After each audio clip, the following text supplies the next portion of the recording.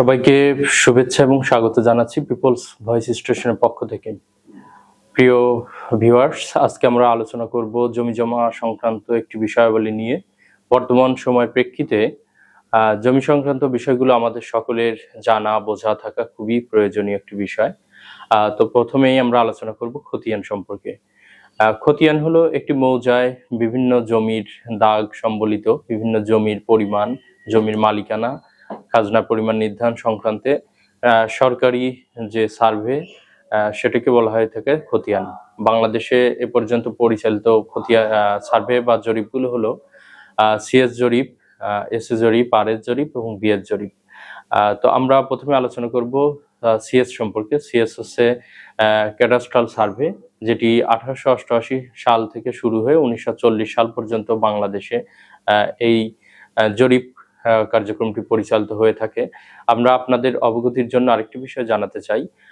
জরিপ মূলত সরকার কর্তৃক পরিচালিত হয়ে থাকে, যার মাধ্যম দিয়ে একটি নির্দিষ্ট সময়ে, যেই সময়ে আপনি জমির স্বত্ব বা মালিকানা যারা ছিলেন তাদের নাম, বিভিন্ন জনের নাম, দাগে জমির পরিমাণ, খাজনার পরিমাণ ইত্যাদি নির্ধারিত হয়ে থাকে।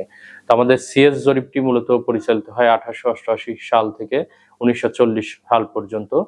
এর পরবর্তীতে 1950 সালে প্রজাস্বত্ব আইন এবং ভূমিস্বত্ব আইনের পরবর্তীতে যে জরিপটি পরিচালিত করা হয়ে থাকে সেটিকে বলা হয় স্টেট অ্যাকুইজিশন বা এসএ জরিপ। এসএ জরিপটি মূলত 1950 সাল থেকে শুরু করে 1962 সাল পর্যন্ত পরিচালনা করা হয়ে থাকে।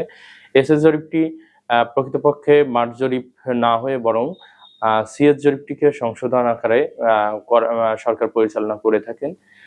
তো এসএস জরিপের পরবর্তীতে দেখা যায় যে বিভিন্ন ভুল ত্রুটি পরিলক্ষিত হয়ে থাকে, যেহেতু সেটি মাঠ পর্যায়ে এই জরিপটি পরিচালনা করা হয় না। তো পরবর্তীতে সরকার সিদ্ধান্ত নেয় যে এসএ জরিপটি সংশোধন আকারে, এসএ এবং সিএস জরিপটি সংশোধন আকারে আরেকটি জরিপ কার্যক্রম পরিচালনা করার জন্য। তো এই জরিপটিকে বলা হয়ে থাকে রিভিশনাল সার্ভে বা আরএস জরিপ। আর এটি বাংলাদেশে মূলত 1970 সালে পরবর্তী সময় থেকে 1980 সাল 82 সাল পর্যন্ত বাংলাদেশে পরিচালনা করা হয়ে থাকে।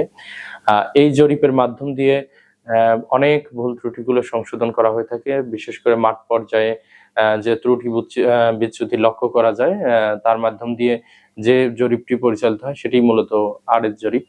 আর এই আরএস জরিপটিকে এখন পর্যন্ত শতভাগ নির্ভুল হিসেবে দেখা হয়ে থাকে এবং আরএস জরিপের পরে বর্তমানে আরেকটি জরিপ পরিচালিত হচ্ছে বাংলাদেশের বিভিন্ন প্রান্তে, সেটিকে বলা হচ্ছে বিএস জরিপ বা বাংলাদেশ সার্ভে। আমরা এতক্ষণ সিএস জরিপ, এসএ জরিপ এবং আরএস জরিপ সম্পর্কে বিভিন্ন তথ্য উপাত্ত জানার চেষ্টা করলাম। এই পর্যায়ে আমরা বোঝার চেষ্টা করব খতিয়ান কাকে বলে। খতিয়ান মূলত হচ্ছে একটি এমন একটি প্রামাণ্য দলিল বা কাগজ, দলিল বলা যাবে না, মূলত এটি হচ্ছে সরকার গৃহীত এমন একটি কাগজ যার মাধ্যম দিয়ে আপনার জমির পরিমাণ, দাগ নম্বর এবং জমির দখল অবস্থায় যিনি ছিলেন তাদের তথ্যগুলো পাওয়া যায়। ঠিক আমরা কিছুক্ষণ আগে যেটি আলোচনা করলাম সেটি হচ্ছে আমাদের যে CS, SA, RS, DS, RS বা বিএস এগুলো।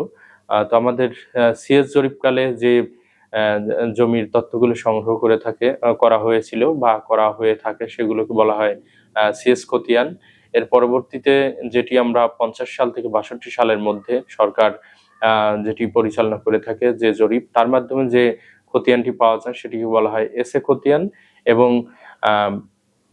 সিএস এবং এসএ দুইটি সংশোধন আকারে যেটি পরবর্তীতে সরকার প্রকাশ করে থাকে সেটাকে বলা হয় রিভিশনাল সার্ভে বা আরএস রেকর্ড।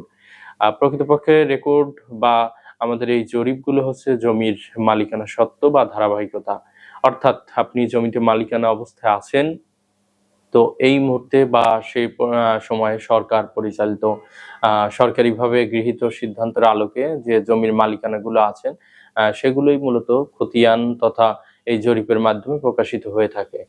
আর আমাদের সকলের জানা এবং বোঝার জন্য যেটি প্রয়োজন সেটি হচ্ছে আমাদের জমির ধারাবাহিকতাগুলো, যে জমির মালিকানা বা সত্ত্বগুলো পর্যায়ক্রমে পরিচালিত হয়ে থাকে। যেমন আমরা যেগুলো উত্তরাধিকারী সূত্রে, ক্রয় সূত্রে না, উত্তরাধিকারী সূত্রে যে জমিগুলো মালিক হয়ে থাকে সেগুলো হচ্ছে আমাদের এই খতিয়ানের মাধ্যমে সেগুলো আমাদের সমাধান হয়ে থাকে। আমরা আশা রাখবো বিষয়টি আপনারা অনেকটাই পরিষ্কার হয়েছেন। আপনারা সবাই আমাদের সঙ্গে থাকবেন।